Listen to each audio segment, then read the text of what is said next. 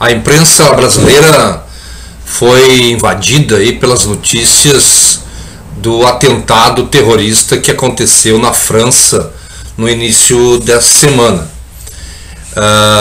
O jornal semanal lá, um semanário, né, Charlie Hebdo,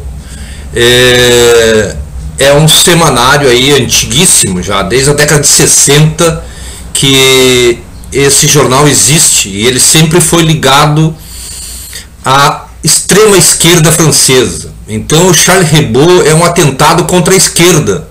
Entender o atentado de 7 de janeiro contra o Charlie Hebdo, um dos mais graves já ocorrido na França, apenas como um ataque à liberdade de imprensa, é uma meia-verdade e envolve um grande risco político de interpretação.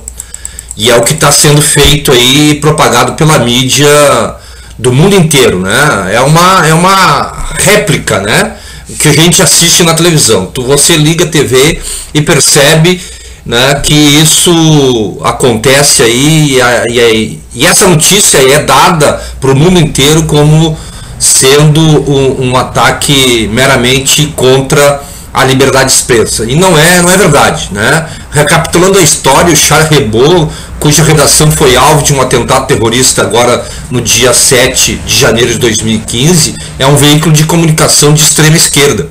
A origem política e artística dos principais nomes do veículo remonta aos anos de 1960 na França. É a essa geração original que pertenciam Kabul e Woliski, que estão entre as 12 vítimas confirmadas até o momento, o que a gente sabe, né? Com vários feridos ainda em estado grave. A marca inicial Soichetan Ouattara dos principais protestos de 1968 está impregnada de toda a trajetória do semanário satírico. O diretor de redação do Charlie Hebdo, Charbin, também assassinado no ataque, era em parte uma nova geração de artistas e jornalistas diretamente herdeira do grupo original, 3 décadas mais jovem que Kabul e Woliski. Era ele que orientava a linha política e editorial do semanário desde o ano de 2009. Segundo o jornal francês Libération, foi ele o principal alvo dos terroristas. Charbin é especialmente conhecido por seu engajamento com bandeiras progressistas na França. Atuou diretamente nas campanhas do Partido Comunista Francês e da Frente de Esquerda. Preparou o material de divulgação de mobilização contra o racismo e a guerra, uma das suas tiras mais conhecidas. Maurice Etienne Patapon reúne um cão, Maurice, anarquista, bissexual, pacifista e extrovertido, e um gato, o Patapon, fascista, assexuado, violento e perverso. Olha só a cronologia, a montagem dos personagens que esse artista criou, né, para exemplificar o que ele queria dizer. Maurício Et Pataton reúne um cão, Maurício, que é anarquista, bissexual, pacifista e extrovertido, e um gato, o Patapon, fascista, sexuado, violento e perverso. Essa obra de traços simples se preocupa principalmente em revelar as tensões, muitas vezes escatológicas, entre as personagens. O cão como aquilo que sonhamos ser e o gato como nos pressionam a ser, diz Charbin em entrevista. O nome da tira remete a um dos símbolos do colaboracionismo francês com o nazismo, Maurice Papon, né, responsável direto pela morte de milhares de judeus durante a Segunda Guerra Mundial. No trabalho de Charbin, o alvo era muitas vezes a extrema-direita, crescente na Europa, especialmente no Front National, né, que é a Frente Nacional lá na França, da família Le Pen. Os presidentes Nicolas Sarkozy foi também objeto frequente dos desenhos de Charbin. E quem decidiu dedicou vários livros de ilustrações. No Brasil, o trabalho de Charbin foi especialmente conhecido pelas ilustrações que acompanham o livro Marx, Manual de Instrução, de Nariel Ben-Sadin, lançado em 2013. Aí apresenta caricaturas sobre o mundo do trabalho, a vida de Marx, os dilemas da esquerda. Há uma charge especialmente marcante, um aviso intitulado "Nem todos os barbudos são Marx", onde retrata o encontro de Marx com o islâmico radical. A mensagem que fica é: não basta a esquerda revolucionária e os extremistas religiosos terem inimigos em comum para estarem na mesma luta. Aliás, Charbin não poupava sátiras a todas as religiões. Então é muito interessante, né, salientar mais uma vez essa charge, né, que Charbin já publicou. Abre aspas: "Nem todos os barbudos são Marx", onde retrata o encontro de Marx com o islâmico radical. A mensagem que fica é: não basta a esquerda revolucionária e os extremistas religiosos terem inimigos em comum para estarem na mesma luta. Aliás, Charbin não poupava sátiras a todas as religiões. Então isso eu li de novo, até para a gente perceber, né, a diferença que está entre uma coisa e outra. A partir de 2006, quando Charlie Hebdo ficou mundialmente conhecido por republicar charges cômicas retratando Maomé e ser alvo de críticas e ataques de grupos islâmicos fundamentalistas, Charbin adotou como tema central de seu trabalho o Islã. Anticlerical dizia, abre aspas: "É preciso que o Islã esteja tão banalizado quanto o catolicismo", fecha aspas. E a guerra e o capitalismo poderia ser, sem dúvida, ter acrescentado, né?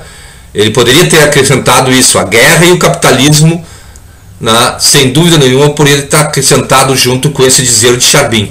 Quando Charbin assumiu a direção do semanário, a satirização do Islã tornou-se tão importante na linha editorial quanto a ridicularização do fascismo e das perversões do capitalismo, rendendo várias primeiras páginas do Charlie Hebdo e ataques contra a redação, incluindo um atentado contra sua sede no ano de 2011. A linha sistemática de sátira do Islã fez com que Charlie Hebdo fosse alvo de críticas por parte da esquerda francesa. Por um lado, as críticas eram justas, pois na tentativa de satirizar o Islã pela esquerda, muitas charges acabaram deslizando para abjeto racista e islamofóbica, né? Servindo principalmente de material aos grupos próximos à família Le Pen e sua campanha xenofóbica na França. Vale dizer que o mau gosto e os excessos também eram e são cometidos no semanário contra judeus, católicos e etc. Por outro lado, havia e há ainda a certa perspectividade da esquerda francesa sobre sua posição política em torno do crescente movimento islâmico. O uso do véu em escolas e por militantes o árabe como o idioma nacional, parte da esquerda combativa francesa vai-se diante do problema de não saber o que fazer com o Alcorão. Neste contexto, o semanário satírico dirigido por Charbin marcava uma posição firme, a mesma que tradicionalmente adota contra as instituições conservadoras. A chacota inveterada atravessando muitas vezes o limite do bom gosto. Não tenho impressão de assassinar alguém com nossas caricaturas, salientava Charbin em entrevista.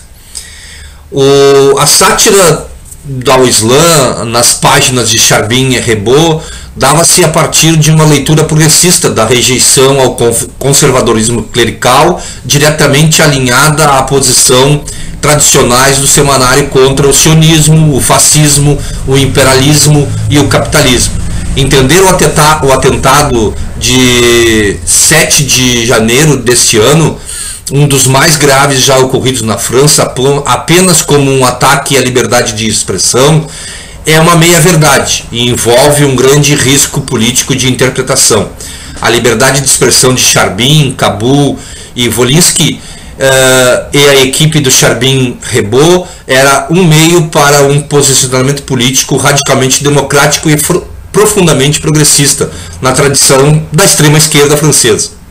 O risco de interpretar o atentado com meia-verdade é alimentar ainda mais um dos principais oponentes do semanário satírico, o fascismo europeu, e fomentar a polarização entre os extremistas de direita e do Islã. Não indicar os assassinatos de Paris como um atentado à extrema esquerda e não contra a liberdade no abstrato da sociedade ocidental abre espaço para fortalecer aquilo que os jornalistas do Charlie Hebdo mais repudiavam, a extrema-direita. E como dizia Charbin, a Frente Nacional e o fascismo islâmico são da mesma seara, e contra eles não economizaremos nossa arte. Vale a pena repetir, a Frente Nacional e o fascismo islâmico são da mesma seara, e contra eles não economizaremos nossa arte. Esta era a luta destes militantes de extrema esquerda francesa, e que habilmente a direita mundial defende agora para justificar as suas ações fascistas e capitalistas contra os povos e os países que o Islã é majoritário, né? Porque nesses países há muito petróleo, há muita riqueza, e é de interesse da Europa e da Europa Ocidental e dos Estados Unidos deter o poder nesses países de pensamento islâmico. Isso você pode conferir no www.pragmatismo.com.br/2015/01 Charlie-Hebdo, né? Você vai ver também as charges feitas por estes artistas franceses e progressistas, digamos assim. Até a próxima!